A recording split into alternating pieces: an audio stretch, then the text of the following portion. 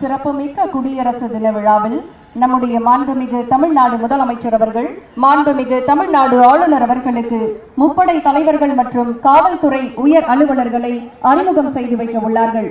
Lieutenant general திரு KS Rao, AVSM தென்னிந்திய பகுதிகளின் தலைமை படை தலைவர். Develop the state on the sublime principles of social justice, equality, equal nature of faith and fraternity.